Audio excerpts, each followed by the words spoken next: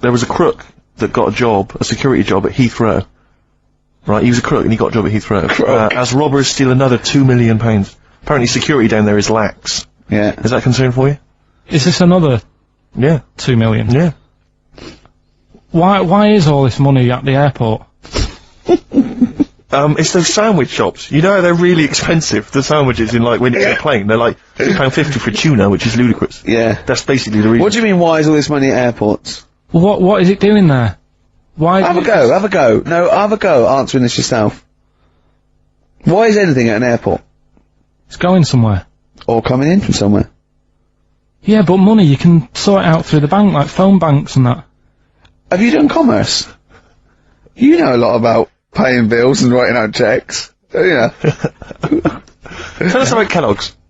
What was it like? What was in the factory? Was it just like squashing bits of corn and... Pretty boring, really. Just loads of conveyor belts, boxes of cornflakes everywhere, just what you imagine. Yeah. So is it more, this is where you might be working? This is where you're likely to work? Possibly. There was 2 trips. There was that, and a trip to Manchester Evening News. Okay. And I left that early because I had a job in, Cordon Bleu. In Kellogg's. Cordon Bleu, what's that? It's like a supermarket. Yeah? And I had to leave the trip early, and the teacher went mad saying, they thought I'd got lost on the, in the building and stuff. What, you didn't tell anyone? No, because it was like day 2 of working in this supermarket, and I couldn't be late.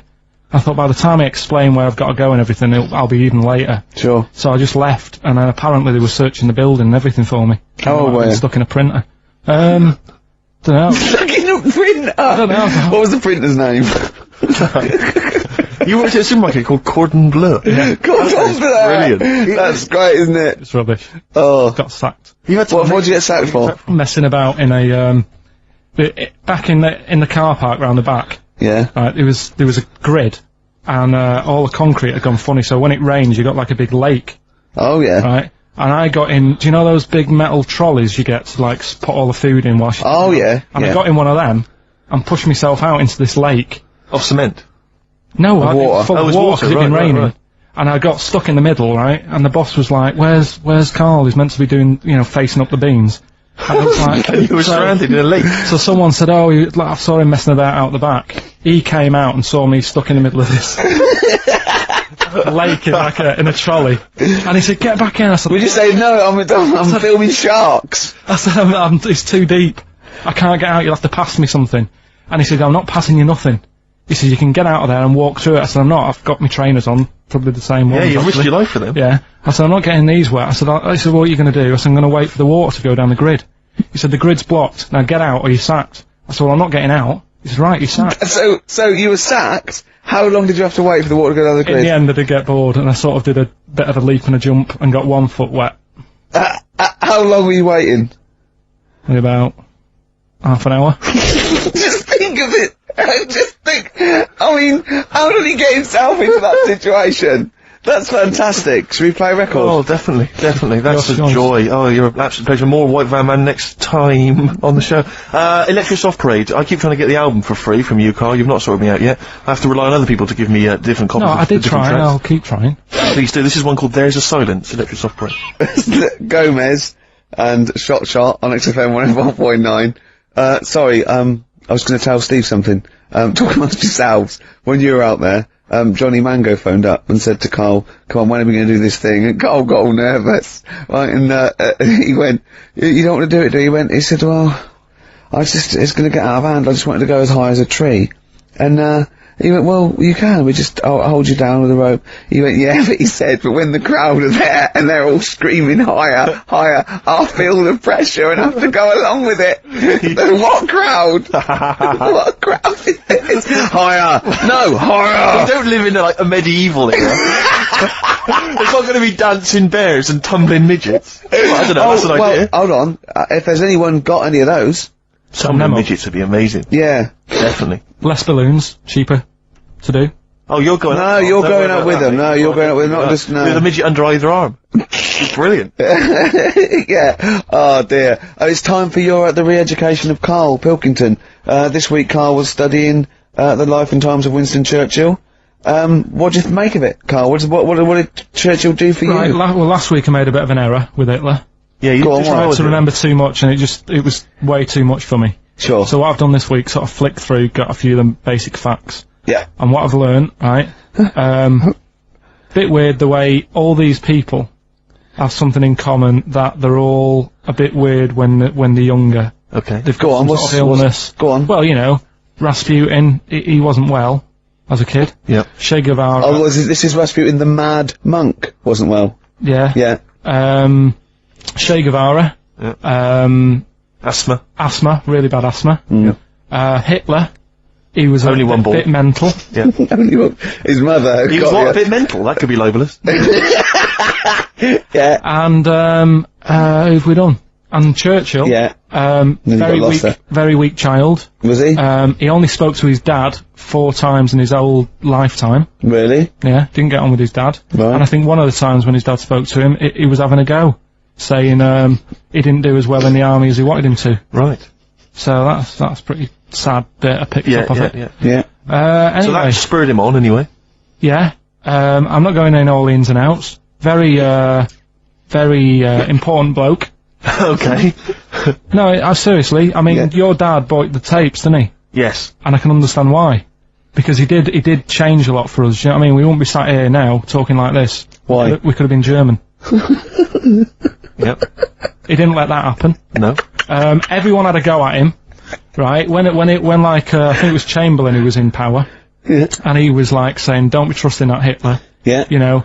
And everyone was like, look, stop causing trouble. Chamberlain sorted it out, you know, he sorted out a peace agreement. Yeah. And he was like, no, I don't trust him. And everyone's like, oh, you know, you're just causing trouble, you know, everyone else is happy. Then it turned out that Hitler did actually do the dirty. Yeah. And try and come over. I remember, didn't he do something, he started a war or There was something? a conflict of some kind. Yeah. Yeah. Started a problem. And everyone went, hang on a minute, that Churchill knew what he was talking about. Yeah. Yeah. Get him back in charge. Sure. And they got him in, and Hitler was scared of him because he knew that he wasn't going to be having any lies or anything. He couldn't try it on with Churchill. Yeah. Especially when he was a little bit pissed up and coked and with a big cigar. Churchill. He wasn't he wasn't doing that. I think a lot were during the war, in the war cabinet. I think they had to have things to keep him awake all night and stuff, and he certainly liked a brandy. Rick, Winston Churchill was coked up, was he? I mean, sorry, this is something I wasn't aware of. If there are any historians listening, if I'm wrong, I'm Was that very in sorry. the World at War? No, I don't Winston think Churchill so. was Any historians or you know, experts on war, did Churchill and not some of the other people during I think the First and Second World War take a little bit of cocaine? So when it said that Doctors certainly used to. Hitler liked cakes, would they be like the funny sort of cakes? No, he probably did like a little bit of Madeira cake. Right. Yeah, there's probably nothing like that. Sorry, carry on. So, anyway. He beat the Bosch. Yeah, did all that. Oh, that's steady on. His personal life's nothing to do with it. And the most amazing bit is, right, he wasn't fit, and he had a couple of strokes. He's a good-looking bloke in many ways. No, he had a couple of strokes, but he had a stroke on, say... We've had that. He beat the Bosch. He likes to have a couple of strokes. Yeah. Let's not get into innuendo, Carl. It's stupid. Right, say he had like a stroke on a Tuesday.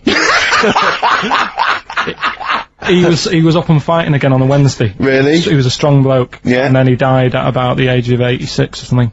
He's a good lad, wasn't he? He was really good. Yeah. Is he the one you favour most of all? I'd say out of all, I mean, Rasputin, I don't understand why he got, like I said, I don't know why they made a book on him. No. He just didn't deserve it. No. Che Guevara, you know, he had his time, I suppose, and did a bit good for certain people. Sure. Sorted Cuba out. Yeah. Doesn't really affect me. No. Hitler, I mean, enough said. Yeah. Bad bloke. Churchill sorted it all out. Yeah. And like I So said, your favourite out of the four of them, the of all those four, is Churchill. yeah. I think he's Brilliant. Brilliant. I agree. I agree with you, I think. What I love with your kind of sort of summary of these people's incredible lives is the way that it's almost like I remember in Lookin' magazine. I just remember Lookin'. It was the Junior TV Times. They used to have half a page which was a comic strip summarising someone's life. You might have, say, 5 Star, the story of 5 Star. Yeah. And he'd have a picture. I always remember the Roger Moore one was a picture of, like, Roger's parents. It was like, Roger Moore was born in 1930, Picture of Roger's parents. Roger grew up during the war. Picture of Roger running down the street, right, just as a school kid, with a Spitfire coming behind him like he was going to try and shoot him. Mr. Smith, surely. Exactly, Mr. Smith, yeah. Roger took up acting. Picture of Roger, like, acting. Yeah. Roger became James Bond. James Bond. Roger's now a popular, you know, star in his own right, and does a lot of work for charity. Brilliant. It summed up the whole thing in kind of I think they used to have that in, one of the TV Times or the Sun. I remember sort of when it was, Tina Turner, what's it, Born Sarah May Bullock, then it was Nutbush City Limits, stop hitting me, Ike. Yeah. And then, simply the best, and that was it. It was great. That's very much what the, how your summary of great events is. But I'd say if you didn't know about Churchill, you've learnt a bit today. Can people call in, to all these fellas taking cocaine? I think I'm right. It's 08700 800 1234. Yeah? Give us a call, XFM 104.9. Did Winston Churchill and various other dignitaries take coke during the war? During the war, saying up for the war effort, the emergency, summits and meetings, I think it was, I think it's been documented. I could be wrong. And let me tell you now, it's not happening today. He's there, isn't he, to save me? For Nancy, XFM 104.9. I'm Ricky Gervais, with me, Steve Merchant and Karl Pilkington. I'm getting excited now, because we've had loads of, calls and emails, not only backing me up, but going a little bit further. Apparently, Johnny Mango called in again. He's become our sort of official researcher on this show.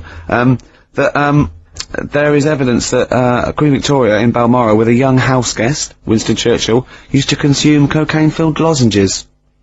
So, there you go. Also, MDMA was a precursor of sort of ecstasy, a derivative, and that was big in the day, giving soldiers, you know, a little, pick-me-up. So, it's not so mad, is it? It sort of makes sense, because he was into his speeches and that, and they say that coke gives you sort of, you know, the balls to stand up and say, like... Not that that's a good thing.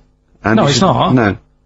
Definitely not. No. Right? But it apparently it makes you confident, doesn't it? So you can stand up and say, you know, we're gonna fight them on the beaches. Yeah. And all that, and sound like you mean it. Exactly, yeah. When he was sort of like, you know, a little bit pissed up with his cigar on, coked off his tits, he wanted to fight. He didn't care where it was. He'd fight on a beach. He didn't care. He didn't care if he got sand in his new trainers. Exactly. He was boozed up. Yeah. You want to fight? yeah. That's why he was coming hard. He was very much. You got to think of him as the Liam Gallagher of his day. Yeah. Oh dear. Are we allowed to talk about this? I mean, I don't mean in terms of referencing drugs, but are we allowed to, is this like libelous to Winston Churchill? One, you can't libel the dead. Yeah, but two, is that only in America? I'm asking, and we're not saying, you know, two, I think you've probably going to do also a fair comment. Three, we say we were joking. Yeah. 4, it's a satire. Yeah. 5, we love him. 5, we're not condoning drugs in any way. 6, it's his Dermot O'Leary show. I didn't have a go at him anyway. I said it was alright. If there's any law against Rasputin, we might be in trouble. Law against Rasputin. You did willfully Rasputin. Yeah. All over the airwaves. You slag off Russia's greatest love machine. yeah. You didn't shoot him till he was dead, did you? Oh, put some poison into his I'll tell you this, if there's any other historical questions that people want answered, then we're the men, because really, with the three of us, our knowledge of the fact that the Hindenburg was filled with helium, the kind of coke habits and various drug habits of Britain's most famous, political leader, we've got the answers to all of it. Einstein. Go on. I found out in the week that he didn't talk till he was 6. See, it's all these people who are weird. Churchill couldn't read, could he, till he was about 8 or 9? Really? Yeah. So, there you go. He got a D in history, apparently, GCSE. Just one better. No, but, Karl, called me in the week, and he was a little bit stressed, because he's had a bad week now. He got stressed about Hitler and Churchill, and I said, well, we're chill out a little bit, and I'll teach him something a little bit, cosier. And I said, like, what about animals? No, you know, not frightening other animals. You're interested in animals, aren't you? Yeah. You know, and he went, all right then. And then he went, okay, here's a question for you, Heather. He said, there's 3 animals without ears. He said, and I've told you one. And I went, well, that's the snake, because he was talking about the snake. I went, hold on, Karl, there's loads of animals without ears. He went, there's not, there's 3. I went, there's loads. I said, jellyfish, worms, single-cell protozoa, peripherous. But he went, oh, what are you talking about? Animals, proper animals. I went, they are animals. He went, no, proper animals. And I went, do you mean mammals? He went, what are you on about? I said, are these animals, have they got legs, and are they fur-bearing, right? And he went, one is. They've got legs. I went, I don't know, I give up. He went, right, the turtle. I went, right, yeah. And he went, and the bumblebee. He said, that's the one with fur. That's the one with fur. The one, what are you thinking? What is in your head, Carl? Which has got the most fur, a bee or a turtle? It's not fur. What is it? Well, it's, you know... He's done you there, Gervais. Pseudo hairs, isn't it? It's like it's a hair, it's a keratin thing. It's not like we have, like mammals grow fur. Do you know what I mean? Yeah. He's not convinced. When we say like fur, mammals are warm-blooded creatures. Yeah. Often, usually placental, there's a few exceptions, right? That give their milk to their young, nurture their young, and they have fur. Have you heard about oysters? They're 1 minute they're a man, then they're a woman, then they're a man again. Like Eddie Izzard. Now that's libelous. He's a transvestite, could I say. He's not a transsexual. Let's say that straight away. I'm retracting that. Right, go on then, give us some more facts. No, I've got you, Aesop's Fables. No, but you had some more facts you told me that were dead good. I just wondered if Steve knew them. What? What do you want to know?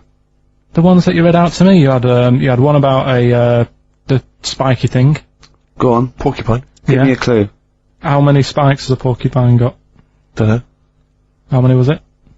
I think it was about 10,000. But, these aren't the most interesting facts, are they? It's alright. It's alright though, isn't it? Yeah. And he went, but how can they say that? You could say that, you know, we've got a certain amount of hairs in our head. I went 100,000 average. He went, yeah, but I haven't. So how do we know that that porcupine that they've counted is the same for all of them? Might have had alopecia. yeah, he might be a particularly hairy one. You know what I mean? Right, you've got to, do you know what a fable is? I'll try to explain briefly. Do you know what a fable is? I've got a rough idea. Okay, it's a thing that uses sort of, metaphor, analogy, just to explain sort of, morals. I mean, they're very old, for a start, and it's all I'll give you an example of one. A quick one. Oh, the one about the dog with two bones. He goes to, a dog's got a bone, he sees a reflection in the lake, and he thinks, oh, that dog's got a nice bone. I'll have that. And as he goes to get that one in the reflection, he drops the one he's got, and that's one about, you know. I think I was told one when I was younger. Go on. I think it was one. This young lad, he's got a dog, right, and he sort of is about 8 years old, and this dog, he's had it since he was about 4, and it's a bit tired now, and it chucks sticks for it, and it doesn't go for it. And, he's saying to his mum, oh, I want a new dog, because this one's useless, it doesn't do what, you know, it doesn't have any fun with me. So they say, oh no, but you know, Rover's a good little dog, you should look after it, and he's like, oh, I don't like it, I want a new one. So they buy him a new puppy, and it's running around, yapping about, and he's loving it, and he's playing around with it in the grass. And then, one day he goes to the park, and he's messing about and rolling about with it, and he falls into the lake, right? And the little puppy's like yapping at him, and he's going, help me, little dog's yapping. And then the old dog comes and gets his collar, and it pulls him out of the lake, and he goes, oh God, you know, why did I forget about you, you're the better dog. And he loved that one again rather than the puppy. I got a feeling that was Lassie. Well, yeah, that was an episode of Lassie. What's the moral? What's the moral there, Carl? What's that telling? What's that explaining through analogy? Sort of, don't forget the old. Look after old people. I remember there was one I heard once about a young boy who got trapped in a lake inside a cage. But he loved his trainers so much he wasn't going to get them wet, but even though he had to get out there, and even though he thought that was the important thing because it's material value, he actually drowned, and the trainers were no good to him then. Now I want to clear a couple of things up. Obviously, me and Steve, we love Karl. This is the things we give Karl to read and talk. Is not to embarrass him or stress him out at all.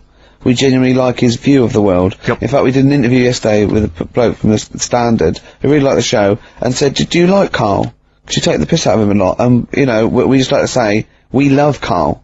I said to that bloke, I said, it's like I've got a new kitten. I can't wait to get in and see his little face on Saturdays, didn't I? Yes. And, I think, I'm worried because I thought I'd give Karl something he was really get his teeth into with these Aesop fables. It involves animals and, you know, little stories. But I've given him a couple and he doesn't seem to be that impressed or understand the concept. It's just that you said you'd bring in an animal fact book as well, and I can't see that anywhere. No. Well, you can only read one book at a time, can't you? Why didn't you bring the other one in first? Well, it's big. I've got to work my way up to it. Sometimes I'll probably have to get a cab, because it's a bit big. Now listen, I'll give this one. This is an easy one. Now just think, right? Think just what it means. They're not that hidden. They're not that cryptic. Just think what this means, okay? Okay. When the Hares addressed a public meeting and claimed that all should have fair shares, the Lions answered, "A good speech, hairy feet, but it lacks claws and teeth, such as we have." How would you use that? No. What do you think that means? This is translated from the, I don't know, Greek or something, I don't know. It was Aesop. Where's he from? Greek. Yeah. So, shall I do it in my own language? Okay, so what would happen if there's hares, and they have a meeting in the jungle with, like, loads of lions, and go, "Hey, hold on, wait a minute, I think we should all be equal and share everything, alright?" And the lions go, "Well, yeah, it's easy for you to say, we've got claws and teeth." Yeah. What does that mean? It's saying, like, course the hares want that, because it's better for them. The lions get nothing out of it, because they're already king of the jungle. That's right. So it's negotiating from weakness. Anyone can negotiate from strength, but negotiating from weakness is it's be lovely. It's a lovely utopian look at the animal kingdom. But the way you said it is better than the way they worded it. Well, that's because Ricky's very much the modern Aesop. I mean, many people have thought that. You know, that's why he's getting a lot of awards with the TV show. For him, that's a favourite. So look, I'll take that home and read ones you like, and tell me about the ones you like, ones that click. I don't care if you only come in with like one or two. Go, I'll tell you what, Rick, there's one thing that I've learned from that. You know, because sometimes you can know all these phrases, and until something happens, you don't think, you know, everyone's heard, you know, I don't know, to err is human, to forgive divine. And then something, you know, might happen, and you go, oh, that's what that means, that's amazing. So, you know. Do you know any, Steve, offhand?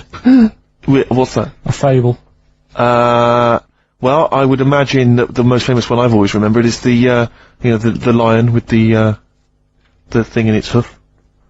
Do you remember that? Paw. The lion, yeah, with the spike in its paw, and a smaller animal gets out for it, but it still attacks it anyway. Well, that's life, isn't it? Well, I read one the other day, actually, which was very interesting. It was one that the famous film director Orson Welles said. Oh, yeah. Which he said, apparently there was a bear going across a lake, wading through the lake, and a scorpion said, well, let me go on your back, will you?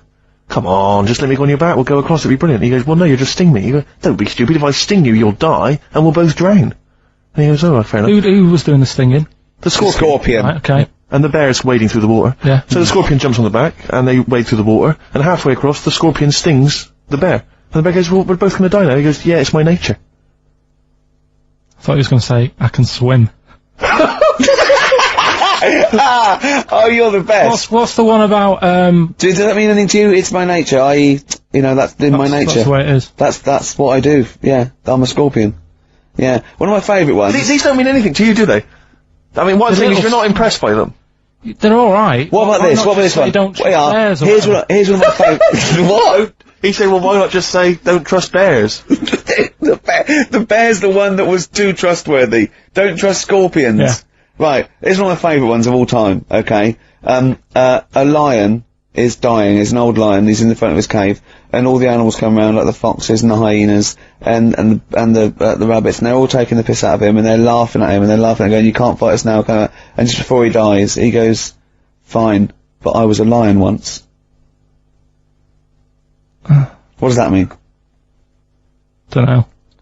Well, he's saying, it's better to have lived and had what I had, because I was great, if only for a short time, and you lot are still alive, but you're nothing. You're rabbits and hares. I was a lion once, so, you know, Are they always using animals for these stories? Well, yeah, I could change it to refrigerators and household appliances if it would make it help, but animals, you know. I remember the one about being ill a lot, and you say something about, Go on. you know, if you keep doing that, if you keep having time off, well, I won't believe you. That's the boy who cried wolf. Is that right? Yeah. Do you know that one? Have you heard the famous one? This is probably the most powerful one. When you're pulling a face, and they say, well, if you keep doing that, the wind changes. I've heard that. Like that. Because you know that's scientifically proven. That is. That can happen. That can happen. Should we have hip hop hooray? Yeah. Are you queued up for that? No, but go on, you, Carl, sort it out, mate. I was gonna... No, come on, this is what I asked you to play, mate. If you've not, you know, you're getting too big for your boots now with your showbiz lifestyle. You're not paying attention, are you? You're not playing the record if we want you to play it. Heat magazine's favourite. Yeah. Okay, so, Oh, you dropped that, you've embarrassed That's clumsy. Oh. You know, you're, you know, with the big I can't believe it, Fables are great. He's not impressed, is he, really? No, I am. I mean, you know, once I take this book home tonight and that, have a read, I might change my mind on them next week. You're coming all stressed. I'm not impressed with the ones you've been talking about, I must admit. Okay. Okay, this album is by this group Nerd, who are big hip-hop and R&B producers in the States. Yeah. We've played a track from them in the past, Bobby James. This album's been re-recorded, I don't know why exactly, with live instruments. You don't get many R&B and hip-hop records now with live instruments, so it's pretty... It's all computers, isn't it, Steve, these days, and drum machines. And there is a forthcoming single. I suspect it might be this track, Rockstar. I'm not going to play that, I'm going to play track 2, Things Are Gonna Get Better. True enough. Yeah? Well, I think that's just time for some interesting facts that Johnny Mango, our researcher from loosecontrol.com, has emailed us. A few familiar ones, favourite ones of yours, I think. Any ones I don't know, though? I think you know this one, don't you? A pig's orgasm lasts for 30 minutes. I know. And a pig can't actually look directly up. Wouldn't have thought so after 30 minutes of coming. No, absolutely. You could be careful here. That's incredible. Remember what happened to Tom Bins? Go on. Humans and dolphins are the only species that have sex for pleasure. Bonobos do as well, they've rediscovered. Which is a bonobo? A chimpanzee, like a chimpanzee. Right. So, yeah. So it's 3 now. Can't believe dolphins are getting more. 3, they're all at it now. Dolphins getting more at it. Yeah. Polar bears are left-handed. Yeah. So, yeah. I don't quite know how they work that out. Did they give them spelling tests? Writing tests? Oh yeah, they probably just do it's probably the paw they use to hide up the black nose during a hunt. Of course, of course. Some lions mate over 50 times a day. Yeah, not every day of the year. Okay, they don't do that every day. No. Okay, because again, I'm worried. No. I didn't think that dolphins... What day of the year do you do it 50 times? What is it? It's coming up to it. It's April, isn't it? You'd like to get out there. I have a special day, yeah. Yeah. Maybe we could coincide that with the balloon event. It'll just be me quietly humping in the corner. Volunteers, welcome to email now, you know. And all the proceeds go to charity. If you are a desperate lioness. Exactly. Yeah. Butterflies taste with their feet. I didn't know that. Interesting. I didn't know that. That is interesting. But they don't eat much, do they? Because they only live a day. Good point. They wouldn't need to eat. An ostrich's eye is bigger than its brain. Yeah, I knew that. Yeah. That's extraordinary. That is, yeah. And the, But Carl, how big are your eyes? Cruel. Finally, I think we've discussed this before, haven't we? A cockroach will live 9 days without its head before it starves to death. Yeah, that's only because it can't get water and food. Yeah, it would be quite happy going around doing its normal things. Yeah. I mean, probably can work. If you're just as good without your head as with your head, may as well not have a head. I don't see the point. Well, that was thanks to Johnny Mango there of what's his website called? It was turned into a sort of volunteered researcher. Yeah, he's very fast. Loosecontrol.com. Can I just say as well, we've had lots of emails from different people just saying they enjoy the show and offering little tidbits and things. Nick Wilson, Sarah and Lauren, Ken, Dan, Jane, she wanted some Ash, we didn't play Ash, never mind. Lee, Jez, Derry, there's loads of people there. Well, I'm gonna, again, we were talking earlier about, you know, you not caring about being like a geek or a freak or not trendy. No, I'm just saying. I am trendy, yeah. And I know, yeah. And I'm going to play a bit of an easy listening. I apologise to those people who still tune in and expect to hear 2 hours of new metal or Gorillaz. And this is a very old-fashioned, lovely tune. It's Bread. I hope you enjoy it. Ladies and gentlemen, please welcome to the stage, Bread.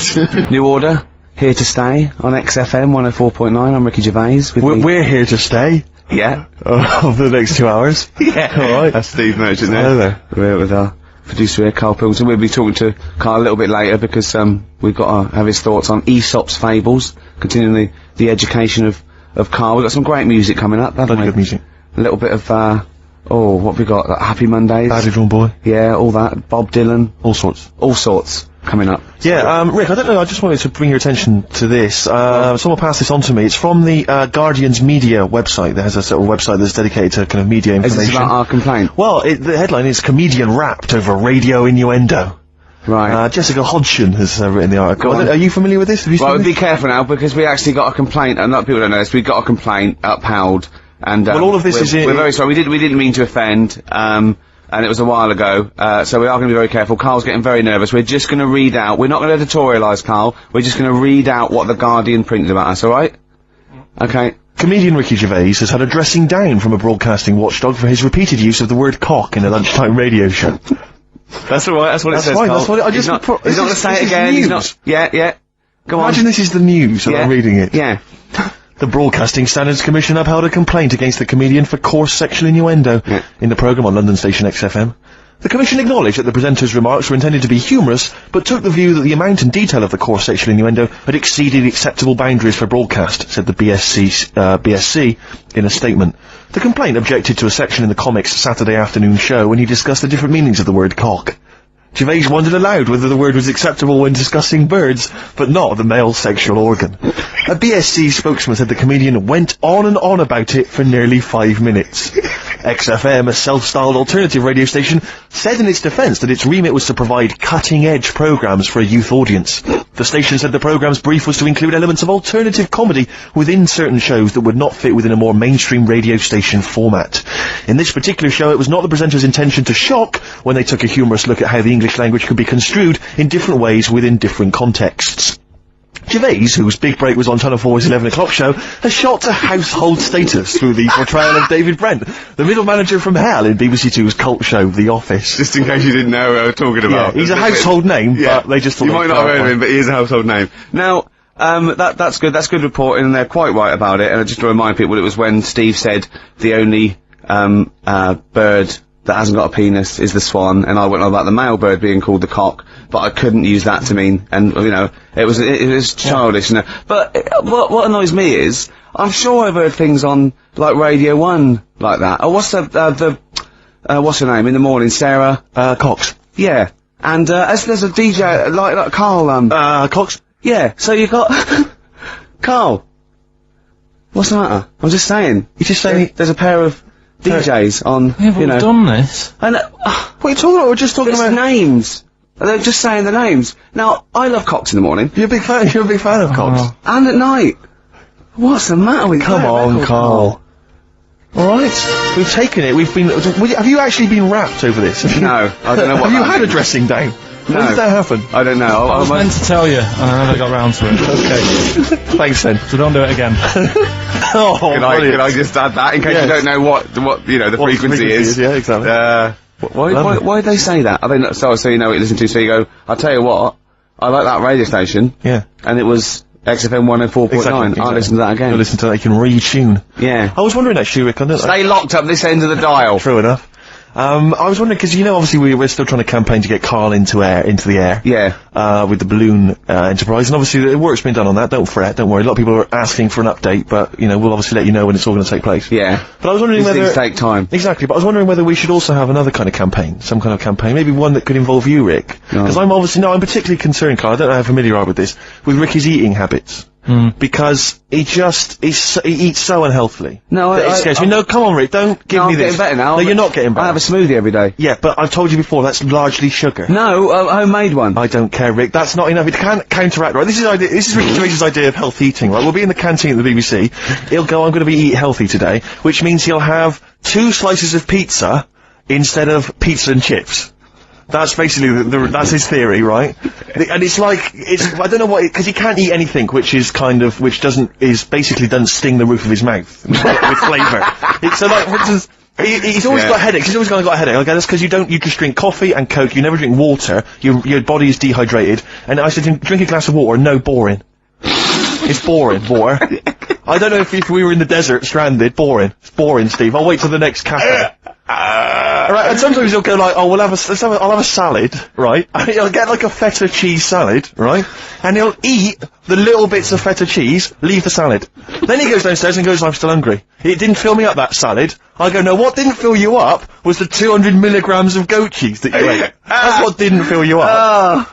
So this should be a campaign. I don't know whether I can observe it, people could sponsor him, something. Just eat healthy, we could do it for some kind of big charity. Fruit.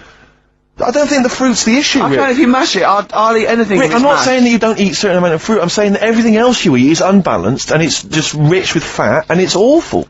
Yeah. It's sausages, it's beans. You're such a working class scum, aren't you? It's the smell of chip fat is all around him. Do you know what I mean? It's like, even when you can't smell it, you know it's there, seeping through his veins. I imagine when he was growing up, it was just chip fat. It was. In the house, just a big... It was. Oh, constantly boiling. There was always chips on with everything, Exactly. yeah, or fried. Do you want Weetabix in the morning? Deep fat fry that. It's such scum. And now it's like, oh yeah, my palate, you know, I can't eat anything. It's got no flavour. Everything's got to have cheese on it. Sprinkling Parmesan cheese. More Parmesan cheese. And if someone, like, doesn't give him, like, a whole tub of Parmesan cheese when you're in a restaurant, even though he's ordered, like, a lobster or whatever, he's like, he sort of has a go at the waiter, or, like, not to their face, obviously he's too much of a coward, but he'll say to me, like, he should have left the cheese. They so cheat with the cheese. They don't give me any cheese. He just gave you 3 bucketfuls. Oh, cheese. They should... More cheese here. It's pathetic. So I just think we should do something, because I'm panicked. I'm worried, you know. I'm worried. I started working out a little bit. I sort of work out twice or 3 times I a don't week. think that's going to counteract it, Rick. And I drink water through the night when I wake up and I'm dehydrated. From all the booze you've just drunk. Yeah, and I have a smoothie in the morning, don't I? You know what my views are on the smoothies. I don't think that's counteracting. You're anti-smoothie. You're anti-smoothie. I don't think it's counteracting all the other You have got a problem. There's nothing wrong with a smoothie. Right, fine. Okay, well, if you're happy to carry on as you are. Yeah, go on.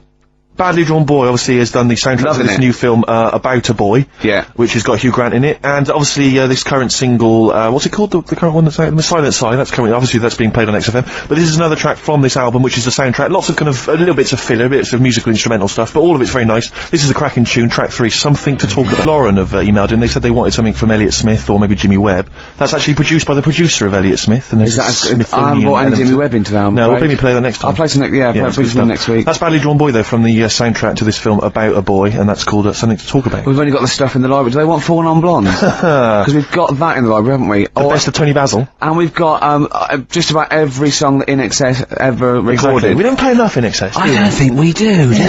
No, I can't believe it. XFM 104.9 coming up. White Van Karl.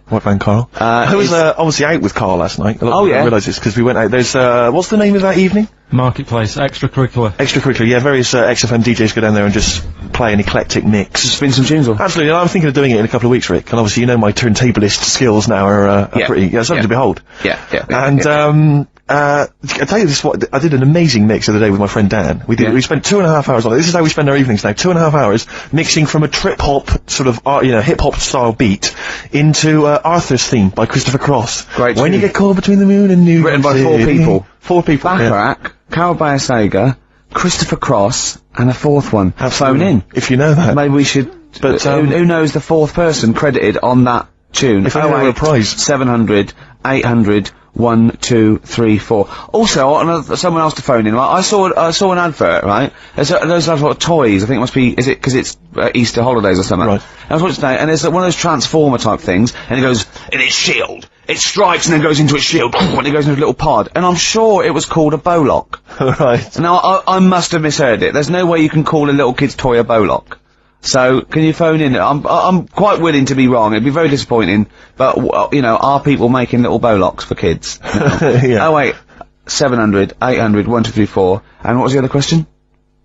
The other question was who was the fourth person that wrote Arthur's Theme? Yeah. When you get caught between the moon and New York City. Crazy, but it's true. Yeah. The only thing you can do is fall in love, Karl. But I was out with Karl last night, obviously party animal, you know, he's hanging out with some of my friends. You enjoyed yourself, didn't you, Karl? That's alright. But you were a bit worried about Jennifer Lopez, weren't you? Yeah. What was the concern? I don't really know what's going on in the pop world. You're joking. No.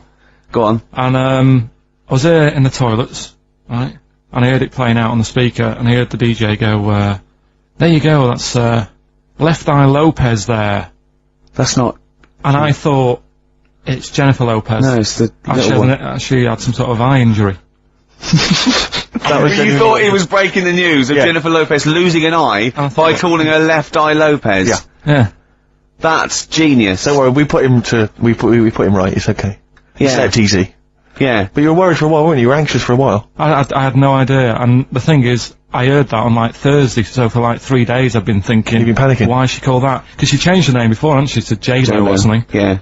So I thought, you know. Yeah. And she got some people after her. She owes someone money. Keeps changing her name. That was What by Gabrielle and Rise. Anyway, more music, Rick? Oh, I'd love to. So yeah, what have you got lined up there, Carl? Beta band. Oh yeah. Sweet. Sure. Massive respect. Yeah. No, Jew, yeah. 104.9. I'm loving this, Steve. It's a lovely day. Yep. We're playing some great music. We're playing some great tunes, aren't we? Absolutely. We're having some great chat. Yeah. So, let's carry on. Let's continue. Well, absolutely. Well, obviously, Carl was out with me last night, and he saw that I'm, you know, he knows I'm a ladies' man, and that was obvious, Carl. You could see the vibe around me, couldn't you, when the chicks were talking to me. And, just remembered recently, actually, I was on a train coming back from, hometown Bristol. And I was on the train, and, this girl walks on, good-looking girl. I thought, hey, a largely empty carriage. I'm thinking, my luck's in. You know, 'cause I take every opportunity, Carl. That's the thing about me. You know, I don't choose. She was a good-looking girl. She sat down. I thought, she sat down right near me. I thought, brilliant. As, this guy comes up behind her, and says, I think it's probably a boyfriend or something, sits down next to her. And I listened in on the conversation, you know, obviously, because I'm pretending to read. It was very clever. I read the same page for hours, so I was pretending to listen. I was listening, but pretending to read. And, I realised that it's not her boyfriend or anything, it's just some guy she's met on the platform. And I'm thinking, brilliant, if she's the kind of girl who's just going to start talking to someone, you know, on a platform, on a train, brilliant, I'm going to be in here. Because he was only going one stop. So I'm thinking, what's the worst that can happen? He'll nick off, you know, I'll get chatting to her, you know, and, who knows, I could join the... is there a train equivalent? Foot High Club. The Foot High Club, brilliant. And, so I'm excited, you know, I'm listening in. And, they're talking, it turns out that they're both kind of, graduates, they've just finished university, or they're coming to their finals or something. And they're chatting away, you know, and he's making a couple of witticisms, you know, and she's kind of tittering at his jokes. I'm thinking, well, I'll tell you this, if she's laughing at this kind of material, I am gonna blow her away, you know, with my kind of anecdotes and wry observations, you know. Yeah. It was weak stuff, I gotta be honest. Really? He was coming out with nothing. He was running on empty, as far as I'm concerned. Yeah. And she was loving it. So I'm thinking, brilliant, I'm gonna be right in here.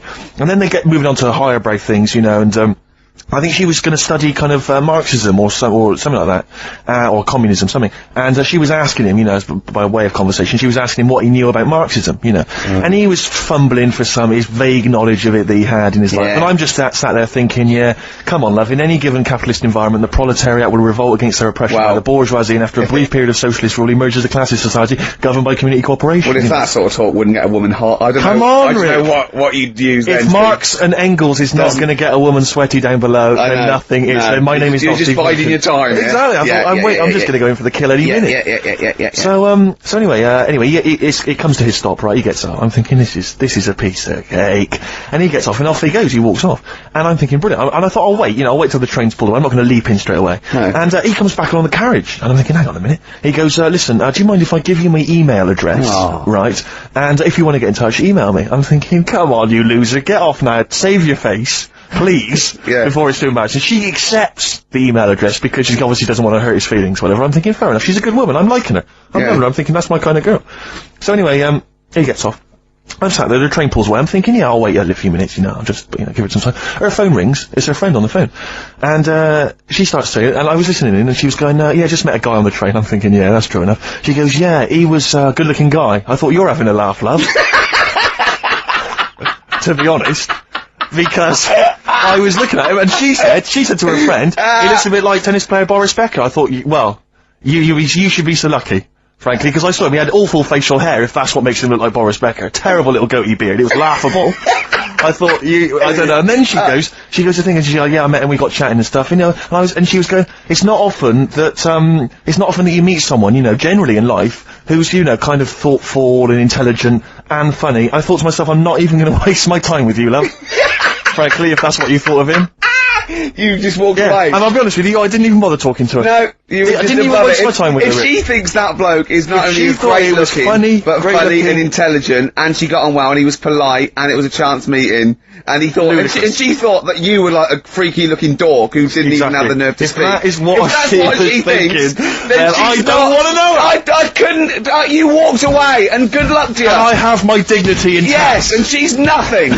Well, coming to that time where we do White Van Man. Absolutely, with producer Karl. And Karl's also going to be telling us his slant on fables, on Aesop. Absolutely. I was out with Karl. I know I shouldn't be. Yeah, well, I broke the rule as well. I know. Well, I was out with him the night before, I think, and we were just chatting. And as you know, we're going to Edinburgh for a week. Yeah, that's all three of us. That's all three of us, yeah. It wasn't, I just wondered for a minute if there was some arrangement you two had made. Like next weekend, just popping out there seeing the sights. Yeah. No, we're going to do a week's broadcasting from the Edinburgh Festival. And, you know, and Carl's going, I bet you lie in, don't you, and all this. And I was going, well, yeah, he's going, well, he wants to be up at 9:30 and out looking at the sights, you know what I mean? Yeah, but anyway, and I said, have you ever had haggis? And he went, it's black pudding in it. I went, no, it's mince. He went, I like mince. I went, yeah, but wait, it's mince in a sheep's stomach, right? And he went, what, they force feed a sheep, then kill it? Imagine that, Carl. It makes sense, though, doesn't it? No, it doesn't make sense. They force feed a sheep mince, and then kill it till its stomach's nice and full, and they go, oh, this one's full, kill it, before it starts digesting it. Of course they don't. It's a membrane and the other one, he was talking about, like, he likes Richmond Park. He goes, I like to see all the deers. I went, it's deers, plural, you don't need to say deers. I try and educate whenever I can. What's that one? I said, the deer is already plural. Yeah, deer is plural. I said, you know, like sheep or fish, so you can say fishes. And we were laughing at us. I said, do you know the, plural of, mongoose? Because a lot of people would think it would be mongoose. It's not, it's mongooses. Do you know what Carl said? Plural of mongoose. Mongoose, yes. Plural of mongoose? It's worth a competition. No, it's not, no. No, go on. Carl, what did you think the plural of mongoose was? Mongs. Play a record after this white van, man. Do you want to play, Oh, let's play a bit of Dylan, yeah. This is a beautiful track. It's, Just Like a Woman.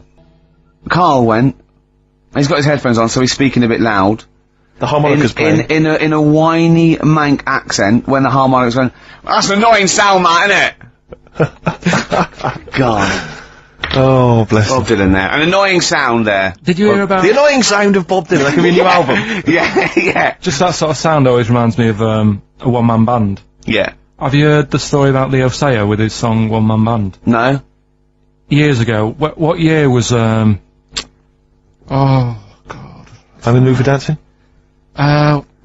What's the song that he did about a one-man I'm band? a one-man band, it was called. Right, yeah. Funnily enough. Go Yeah, on. he did that, one-man band, and he was playing it at the Dominion Theatre. Yeah. And apparently, whenever he played, he sort of sang this song, he got the audience involved.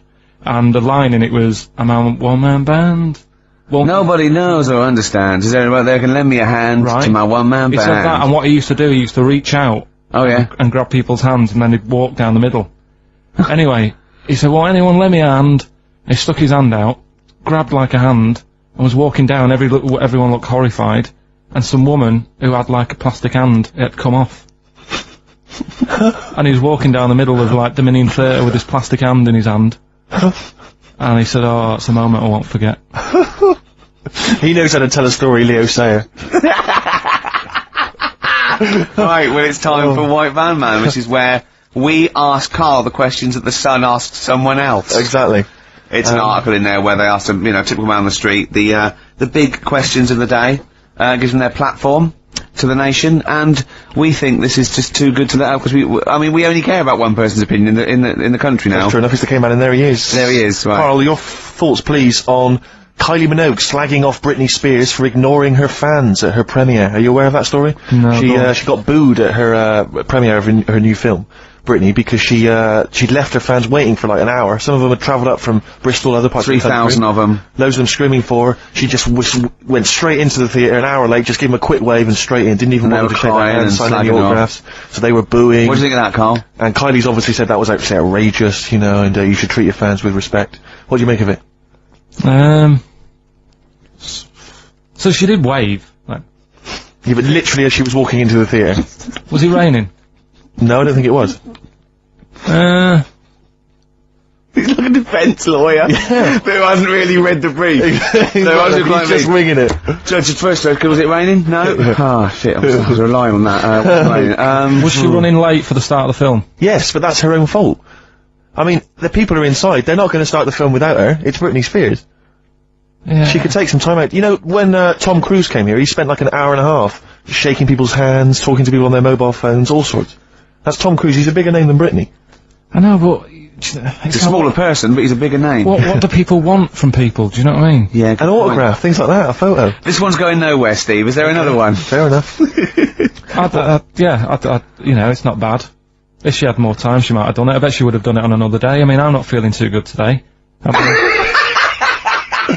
But you're gonna still take time out to sign people's autographs, surely, when you leave the building. Yeah, there's always a bit of a crowd, isn't there? Next. Go on. What do you make of, New York's ex-police chief saying we need more bobbies on the beat? He's come over here, he's the guy that sorted out crime in New York City, he's come over, he said, you're going all over the place here, you need more bobbies on the beat, more policemen, a visible police presence. There was something last week about, some copper in London who was sat on a bench, and he was asleep or something. Yeah. And people were, like, outraged because, like, he should be looking after, you know, England's people, not nodding off on a park bench.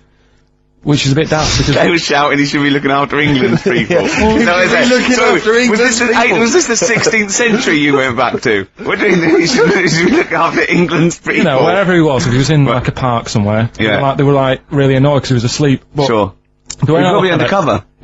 No, but the thing is, if there would have been any trouble, I'm sure he would have woke up. Yeah. If there was any sort of, if someone needed help and he screamed, he would have woke up. So I don't know why they were having a go at him. Yeah. And he might not have been there at all, so, you know, it was, you know, so... Yeah. He would probably have his radio turned on, didn't he? Yeah. Listening to Heart. So you're not concerned then that there's not, the crime's going up? I think there's enough, I see quite a lot of them whizzing around. Okay. You're happy then? Yeah. As long as you're happy, Carl. So you don't think it's too much crime? No. Just the right amount of crime? Yeah. What about the fact that, new gambling laws give Blackpool the green light to become a British Las Vegas? What do you make of that? Are you a gambler? Little bit when I go on holiday, like going in the arcade and having a little flutter. Sure. What's your favourite? I have a go on the, the fruit machines. Yeah. There's a good one called The Simpsons. Right. Is that your favourite? Yeah, it's quite good. Is that a tie-in with the TV show The Simpsons? Yeah. Okay. Will they make Blackpool the next Vegas? I don't think so. No, nor Can't do see it I. happening. No. You been to Blackpool? Yeah. What was it? It's a bit rank. Is it? It is a bit rough. Okay. Needs a lot of work doing on it. Yeah. No, that won't happen. Okay. And you're not worried about this encouraging gambling, generally? Gambling's not a vice you're concerned about? If you're a gambler, you're a gambler. Do you know what I mean? If Blackpool isn't done up, they'll go somewhere else to have a flutter. Sure. So it's not going to make any difference. Okay. No. Okay, very good. What do you make of the So Solid crew's Ashley Walters being jailed for 18 months? Obviously not a very good example to his young fans. He should have got more. Do you think? I had a dream about him the other night. Go on.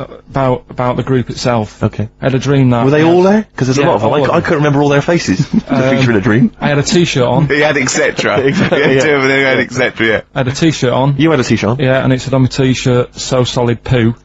And I was walking down the street and they came towards me. Wow. And they were just about to beat me off That's a great dream. That's amazing. That's an amazing I love that. dream. We've For all a had 30-year-old. We've all had that anxiety dream. Oh my goodness! What if I meet the So Solid crew and I'm wearing a t-shirt that slags them off? Oh, I don't believe it. Yeah, yeah. So what happened? Did you get beaten up in the It was one of them where I woke up. Do you know I've been telling you that I keep getting them things where you feel like you're falling? Oh yeah. It was the same sort of thing. It's You know I'm not a real psychiatrist, so you should, you know what I mean? You do know a lot about a lot. Yeah, I do, thanks very much. And, if I'm at home talking to Suzanne about something and I don't know the answer, I think, right, I'll ask Ricky that one, Yeah. see him. Yeah. Thanks. But you know that, I think you might have mentioned before that apparently if you die in a dream, it means that you're dying in real life. Yeah, well that's it, if you don't... But apparently if you get beaten up by the So Solid crew in a dream, it means you're being beaten up by them in real life. Yeah, that is true. You probably woke up a lot of people colour in your have been Yeah. Terrifying. Absolutely terrifying. So yeah, lock him up for longer. Okay. Finally, what do you make of Halle Berry becoming the first black woman to win the Best Actress Oscar? Did you see her speech? Got on my nerves. Did it? I mean, it's good that she won. It's nice for anyone to win an award. Yeah. But she did go on a bit. And, I've been in that same sort of position. What? Collecting an Oscar? Well, I got, what they used to do at school is, Okay. if you did a full month without being off, you got a gold certificate. Okay. And I did a month once without having a day off. And I went up, and I didn't make a fuss. You didn't start crying. Got a play record, mate. Well done, though. Were you the first kid in your school to do that? I don't think anyone else got the certificate. It was only because I was never in. They tried to encourage me. It was just for you. They mounted an entire ceremony. Ben and Sebastian on XFM 104.9. I'm Ricky Gervais, with me Steve Matchin. Well, I mean, it is indeed wise words, Rick. I'm worried that people are going to get out of the office now and into the sunshine, not be listening to the show. There's always the transistor radio. That's true enough. You're heading down to the park. Take me along. It is time. Keep it low, though. Don't want to irritate other people. No, I know, yeah. And if you do want to irritate him, spit on him, it's better. Exactly. And kick them and throw little rocks. Exactly. With me, Karl Pilkington. We're into this, way into the second month of the education of Karl. As you know, Karl got 1 GCSE in history and E, and we've been cramming, haven't we? Oh, Rick, before you mention that, can I just say something? Obviously we always do this thing with the Sun, White Van Man, where we read this thing out from the Sun and query Karl, and I was out with some friends last night, and my friend Dan always listens to the show, and he said, Karl, you know, I love the bit when you answer questions in the Sun. Why do you ever know what the questions are before they're asked, or is that your first answer? And Karl said, no, that is it. They don't let me see what the questions are first. They don't show them to me, and I always get really anxious and get really paranoid. And I was just wondering, have you seen the error there, Karl? Have you seen the mistake you've been making? Right? You're worried that you didn't get the questions beforehand, right? What? How could you maybe combat that, do you think? How could you combat that if you're really nervous, you know, coming maybe you wanted to sort of have some views or ideas beforehand? It's your error, isn't it? Do you know what I mean? It's your show if you want to, like, take a chance with me. No, his point is this, that if you're really worried about it, how could you get hold of those questions in advance? Is there any way you could get hold of those questions in advance? Yeah, but is it always in today's? Is it always in Saturdays? Yes. So they don't do that every day of the week? They do, but I always take it from this Saturday. Right, well, yeah, but that would cost me money. I'm not on enough as it is working here on a Saturday. Okay. How much is the Sun? 30p. Yeah, well. You're not made of money. I understand. Yeah. Actually, it's 40p on a Saturday, I don't know what I was thinking. Well, you were studying Aesop's Fables, weren't you, this week? Now, I'm gonna be very liberal here, and let you talk about it. It's not a test, I'm not, hey man, just like chill out, I'm not this like rigid sort of, box in society. Just tell us your views, just tell us your vibe on Aesop. Tell us something, what have you learnt from these fables? He, made a bit of money out of something that's quite simple. Yeah, I don't know if he did make any money out of it, I mean, you know, I think it was published like thousands of years after his death, but go on. Yeah, they're just little stories, I mean, enjoyed them. Yeah. Didn't learn anything from them. Or did you see? Because it's teaching through sort of like metaphor and analogy, and maybe it all seeps in and it's all subliminal, and maybe in a way your subconscious is teaching you. No, it's silly, Ricky, it's silly. If the stories were done in like a real way, that there's like a man and a woman, and it's a little story that something happened to them in life, then you learn something, but it's all about, you know, a gorilla and a fox are walking through the woods. How often does that happen? Sure. So you're saying if it was more like if it was more true to life, if it was more like real stories, like, you know, a kid on his grifter and a magpie pecking at his head, or two frog boys with webbed hands. I mean, if it was real stories from real life that people could believe, actually happened, maybe, you know, it would teach us something. But why not do that? Like, take a real situation, say like the So Solid Crew guy, yes, going down for carrying a gun. Use that in some way. Do you know what I mean? As a warning, maybe about carrying guns? What about something like, if you carry guns and that is illegal, you could have some sort of punishment? Yeah, that's good. So it doesn't bother you then that the fact that these fables have been used for many, many generations to educate maybe young children or even older people, the fact that they've served a brilliant function and they've become classics, that doesn't bother you? You've seen through them? Well, they don't always work. Okay. When I was out with Rick the other day, he brought one up. Oh, I told him the one about the two mice, the industrious mouse who, throughout the summer, he would be storing berries, nuts and berries, and he'd be storing it, and the other ones just be eating off the trees and running around and having a laugh, and they go, well, you're going to become hungry, and he'd go, oh, I'll worry about that when it comes to it, and they'd do that, and he'd be storing his nuts and berries, and autumn came, and the mouse was still playing and not doing anything, and then winter came, and the silly mouse was, like, shivering, and he went and knocked on the mouse's door, and went, I'm freezing and I'm starving, and the clever mouse said, well, I told you, didn't I? You know, you should have been storing your nuts through winter like I did, come in and share mine. You know, and, what did you say, Karl? Well, and the moral of that is whatever. Well, yeah, you know, sort of, you know, just be careful. But my thing is that it's not very good, because the moral of that is do what you want, and there's always a do-gooder, a chair there. Yeah, so, right, sure. Yeah. But the way you know, I think, which is more sort of 2002, the ending should have been, you know, the guy with all the berries should have, like, been like, yeah, no, I'll be alright come the winter. I've got loads of food, I'll be safe. But then, as he's going into his little hut at the beginning of the winter, some sort of bus or something comes and kills him. Right. And it's like... You should have partied hard, because you might die. Yeah. Enjoy life whilst you've got it. Yeah. Okay, and if winter comes, just starve to death. Well, you know, worry about tomorrow. Okay. See, I'm wondering if there's a new book here. I really am wondering if there's a Karl's Fables. He's been coming out with some all week. He keeps going, well, that's a fable, isn't it? Yeah. So what's your favourite fable in there? Have you learned anything from this book? You know, is there one fable you liked? Yeah, I mean, What did you like? They're all alright. What did you like? You've thrown it on me now, there. Didn't you like one about a crab, you said?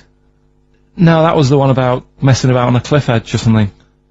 Don't mess about on a cliff edge. Well, What was that? I don't know.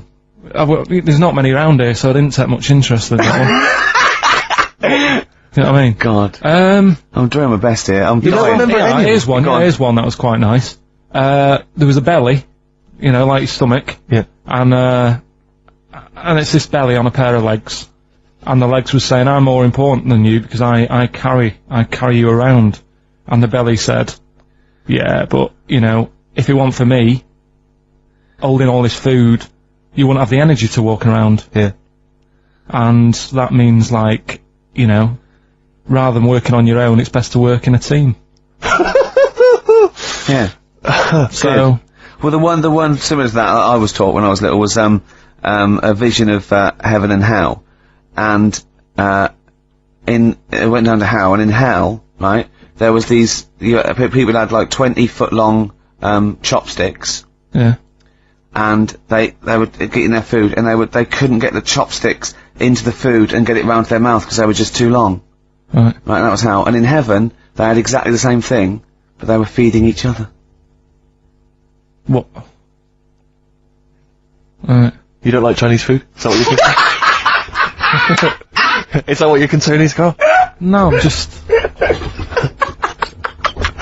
Well, see, the one I remember, I can't remember the ending, but it's about two nuns in a bath. Yeah, oh, I know. I can't remember what it is. Yeah, I remember that's that it, one. yeah. Or are they on a bike? That's two adventures. It's the same nuns, but they go to all sorts of adventures. They're normally quite erotic adventures. Well, they are. But there's one where they're driving down a cobbled street, Ivan. I'm Ricky Gervais. With me, Steve Merchant, Hello and there. Carl. Well, Carl, I really don't think you got your teeth into the fables, really. I don't think you... There wasn't anything to learn. I read a couple, thought, yeah, that's alright. And put it down again. There wasn't anything to learn. It was all stuff I knew already. But made up with nice little foxes and bears and stuff. So... Yeah. But is that one about, like... That one we spoke about, like, when the hares are going, we should share all our food, and the lion said, that's a good argument, but it hasn't got the teeth and claws that we've got. That's lovely. Because it's sort of like, you know, that's an indictment on... Sort of, you know, you could say it's an anti-equality almost, you know, you could get really sort of deep into that, you know what I mean? You could, no? Big philosophical ideas in a nutshell, not interesting? No, not really. Okay. Okay then, well, you're gonna hate this then. I've brought in the concise Oxford Dictionary of Quotations. Now just look at some of your favourites. I'd suggest going straight to things like, Wilde, or, Newton, or Churchill, or, You're a big fan of Churchill. Yeah, like oh his well, art. he's the boy. Yeah, right, okay, let's go through that old Kramer, blah, blah. Newton, right, right, here's a famous one, okay? This is Isaac Newton. If I have seen further, it is by standing on the shoulders of giants. Do you like that one? So there's a meaning in it. Yeah, yeah. Well, he hasn't actually stood on the shoulders of giants. So remember, he's an amazing, inventor and mathematician, and he discovered the incredible, laws of the universe, and he's saying, yeah, okay. If you want a good view, move into a multi-story. He's saying, right, if I have seen further than the people, and he's being modest here, it's because I've stood on the shoulders of giants to get that view. If it weren't for all the people that have come before him, with their great insight and knowledge, he wouldn't have seen what he's seen. He's taken his learnings, and those people have given Why him just say that? Instead of making up, that's what I've got a problem with. People don't say what they mean. Poetry, art, and... In yeah. life, though, people never say what they actually mean, and, you know, there's loads of books on it. I don't know. But the point is that he's just summarised quite a tricky idea, beautifully. It's beautiful. That gets into you much deeper than just the words, than just the literal words, you know what I mean? One of my favourites is from an American novelist, and the quote is, talking about the subject of fame and being famous, fame is a mask that eats into the face. Don't you think that's amazing? Meaning? Well, meaning that fame is something that is artificial, that you wear initially, you become famous, but it's ethereal, it's nothing, it's intangible, it's just an artifice. But if you stay famous long enough, you begin to think that mask you're wearing is really your real face. So that you begin to, you know, think that you are more than you perhaps are. Do you see what I mean? In the way that fame and power can corrupt. Oh, who said that? It's an American novelist, I forget his name. Yeah, it's alright. Yeah, it's something like that. Yeah. Okay. Pick another one, right? Yeah, let's have a look. Bernard Shaw, he's no slouch. I think maybe when you take this book of quotations home, Carl, you should maybe just draw up maybe a list of 3 or 4 of your favourites and tell them next week. I want to do Shaw, Wilde, I look at Shakespeare as well, you know, he's... Are you a fan of Shakespeare? No. Go on, what's your problem with it? Just, the way they speak. Can't follow it. Yeah. Yeah. Do you like West Side Story? It's really old as well. I can't relate to it. It's like years and years ago, isn't it? That's why I like Churchill. Because 1940s. Yeah. Look at this. This is Shaw. Okay. There are 2 tragedies in life. One is not to get your heart's desire. The other is to get it. Again, how would you see that in your little? Well, that's one homework then. I'll mark that. That's your homework. You got to work that out. You got to tell me what you think of it. Say again. Don't ask Suzanne. It's there. All right. There are 2 tragedies in life. One is not to get your heart's desire. The other is to get it. Okay. Take that home with you, and we'll be hearing Karl come up with some amazing quotations next week. Yeah. Pick out your favourites. Now I'd like to play a song for the lovers while he's thinking. No, I don't think we've got the lovers lined up. Oh, what have we got? Bit of hip-hop. It's hip-hop hooray. Oh, is it? Yeah, everyone's a big fan. I played something from this last week. It's this new album from Nerd, In Search Of. It's been re-recorded by the lads, I don't know why. And anyway, it's particularly good. We played last week Things Are Getting Better. This is the one we have played in the past, actually. Bobby James. Well, just read that book anyway. Can I just say, this is one of a beautiful, it's Keats, right? What do you think of this? A thing of beauty is a joy forever. Its loveliness increases. It will never pass into nothingness. See, this is just like how it was at school now. The last couple of weeks I've been quite interested in what you've been giving me. Now it's really like, okay. I really don't care. Now what about this? Now I did philosophy, and philosophy is obviously the quest for knowledge, and look, listen to this though. This is what Keats came out with. Philosophy will clip an angel's wings. Isn't that beautiful? Yeah. Don't be constrained by what's, dream a little, you know what I mean? Just go beyond. I don't agree with it, but it's a lovely bit of poetry. Yeah. Yeah? So you're gonna read that for me, are you, Karl? Yeah? Yeah. Just pick out 5 of your favourites. Yeah. The ones that mean something to you. And then next week I'll bring in pictures of animals. Brilliant. Okay? We'll do it. Okay, and some sweets. Rick, I've had a word with some of the top brass here. Or they had a word with me in the corridor. If you remember when we started... Did they say, who are you? Pretty much, yeah. Oi, 4 eyes. Yeah. And, no, they said they were saying that, obviously enjoy the show, they love it. And, they're just worried though that in the early days when we started the show, remember we were a lot more informative. We used to do the film reviews, there was things like the Gig Guide and stuff like that. Sure. Which we've kind of let go by the wayside. Yeah, they want us to bring that. Well, exactly, so I just wanted... No, the Gig Guide, I was worried that, funnily enough, the XFM Gig Guide does not include some of the biggest bands in the world. Okay, alright. Or some of the best venues. That's what worried me. No, look, Rick, just do what you're told, alright? There's the Gig Guide. Has it got better? It's got a lot of big names on it. You're gonna love the Gig Guide. I need a bet if this is gonna be pretty impressive. Let's play the proper jingle. Okay. Tonight, if you wanna see these 2 bands in a small venue, get down to the Metro Bar on Oxford Street. Doors are at 8 PM and tickets are only £6 to see 10 Benson and Beach Buggy. Alright?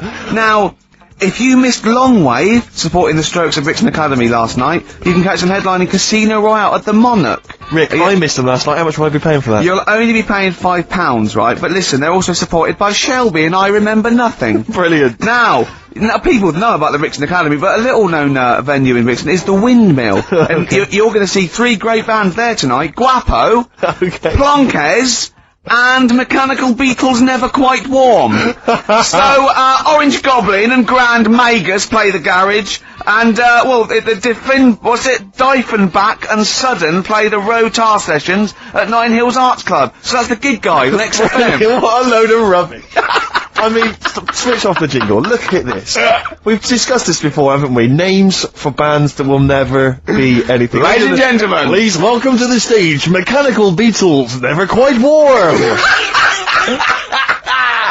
Please welcome to the stage Plankweth. Please welcome to the stage Orange Goblin. Oh, goodness me. Look at it. Oh, God. Orange Goblin. Orange Goblin. So rubbish. What's his name? Got a fake tan, hasn't he? That one of his supermarket suite. What's his name? Dale Winton. Dale Winton, yeah. Supporting REM. I remember nothing. Never gonna happen. I mean, please, come on, people, think. Hey, here's a band that plays big venues. Doesn't make them better, sure, but this is Radiohead. Apparently we missed a gig on that gig guide. Drip Feed are playing the Rock Garden on the 21st of this month. Excellent. So, the lead singer just called in with that. He also, left a quote with me, apparently, Coleridge said of Keats, wasn't it? He's, like an archangel slightly damaged.